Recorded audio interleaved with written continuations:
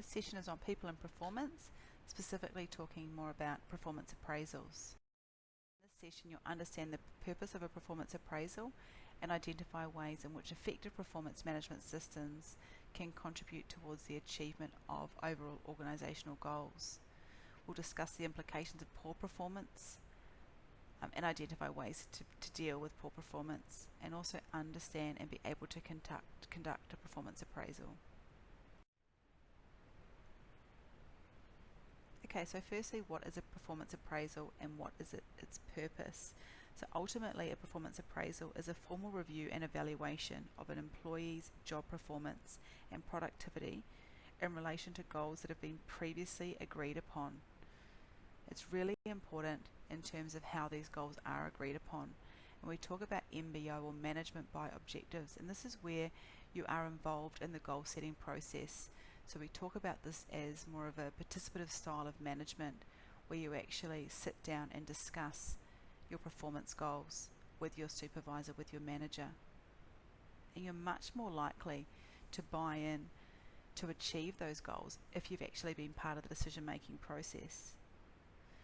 The main aims of the performance appraisal are to reward employee performance, enhance career development, and also to reinforce the organisation's strategic objectives, and also to determine key performance objectives and criteria against those of the organisations at a strategic level. I want you to listen to the audio on the link there about annual performance. So annual performance reviews are fast approaching their use-by date, with more companies doing away with the practice, which they say is grossly inadequate. Peter Wilson, chairman of the Australian Human Resources Institute, says bosses are the worst place to evaluate their staff, with their peers providing more valuable feedback. Mr. Wilson also says ongoing feedback throughout the year is less stressful and more accurate than a review at the end of the year.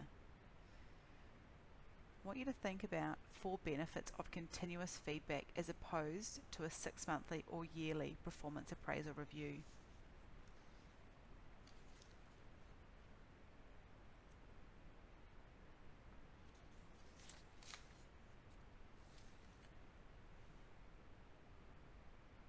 So thinking perhaps about some of the benefits of regular feedback. So feedback can be more relevant when given more regularly, allows for regular alignment and sort of checking against the organisational goals and their expectations, provides feedback to employees by relevant personnel as opposed to waiting for an external supervisor or manager to conduct the yearly or 6-monthly review, and also regularly identifies areas of success and also areas of improvement.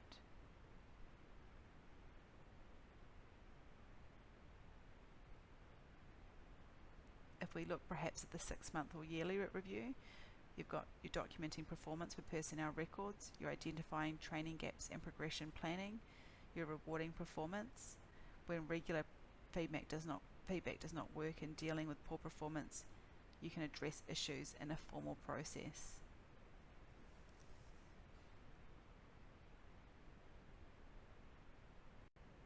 It's really important that you know how to manage poor performance. 2 key things that you need to know. 1, if you have an employee that is performing poorly, don't leave it until performance review time. Make sure that you discuss the matter with the employee straight away. Why? You need to obviously give the employee the opportunity to improve, and also if you leave that employee performing poorly, it could be very detrimental to sales, to customer satisfaction, and to ultimately the profitability, productivity, efficiency, perhaps reputation of the organisation if it is left unmanaged. You also need to be sure to give employees the right to reply. So for example, it might be a personal issue. You might have an academic turning up late for work. So you might perhaps ask that employee, why is this happening? And you might find out that perhaps they've got a family member who's been particularly unwell and needs medical treatment. So you might devise a plan where you can swap certain lectures around for that academic in the meantime.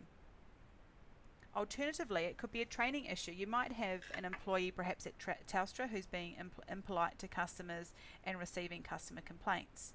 So perhaps they need to be trained more in customer service.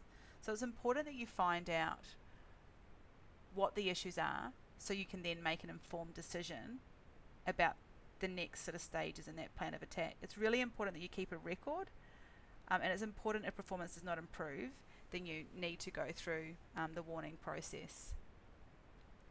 So I want you to think about how you would manage poor performance in the workplace and think of some strategies that you could use to do that.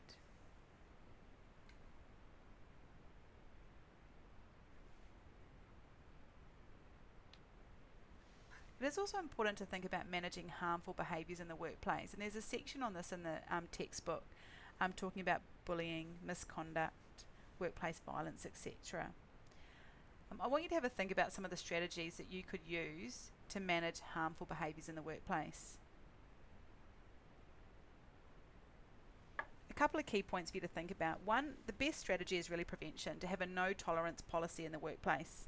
There's also various legislation that also coincides with these no tolerance policies.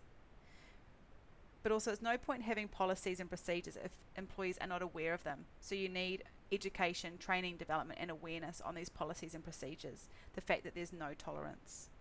You also need heightened transparency in terms of what's happening in the workplace, an open door policy, for example, with your HR managers, with your managers. And that's also important where some of the representation comes into play. So perhaps if you don't feel comfortable talking to your HR manager or your manager, you can perhaps go and talk to a union representative. A lot of it comes down to the culture of the organisation in terms of whether it truly is not tolerated this type of behaviour, and that usually comes from the leader. So if the leader is engaging in bullying type behaviours, then that will signal that it is an okay behaviour in that organisation. Okay, so looking at the culture, looking at the leader is critical when you're developing these strategies.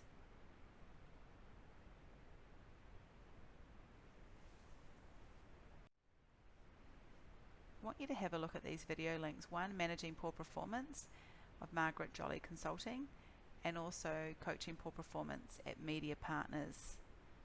As you're watching the videos, make a note of some of the ways to deal with poor performance on an ongoing basis within the workplace.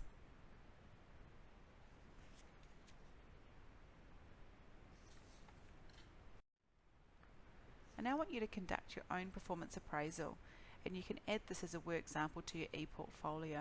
I want you to read the scenarios on the following slide, and using the performance appraisal template, which is posted alongside the lecture notes for this topic, prepare the performance appraisal for one of the scenarios. You also might consider using an alternative way to measure performance rather than the traditional form-based method, and you might want to be a bit creative in terms of how you do this. So scenario 1, you are a supervisor of Sally who has been your secretary for the past 6 months. She accurately completes the work you give her, often finishing before the deadline. As a result of being an efficient worker, she usually has spare time on her hands. The problem is she spends that time unproductively. Or scenario 2, you are a supervisor of Tom, who is one of your bakery delivery drivers. Tom is a very safe driver, and during the past year he has had no accidents or tickets. Tom averages 17 deliveries per day, while the rest of your drivers average 23. Tom has a very good relationship with his customers because he would take time to listen to them. Some key points to note in terms of getting the performance appraisal right. Firstly, knowing the standards and making sure that they are linked to organisational goals. Using a number of methods to verify the performance and triangulating that data. So don't just look at the sales production figures, consider the quality, customer service, observe your employees, their teamwork, their communication, so you can see more of a holistic picture of your employees' performance. Be fair. All human resource management systems, processes need to be fair without bias, and they should not discriminate. There should be no surprises in the performance management process. Employees should be aware of good or bad performance throughout the informal methods and discussions. Need to follow up with additional support, counselling also if required.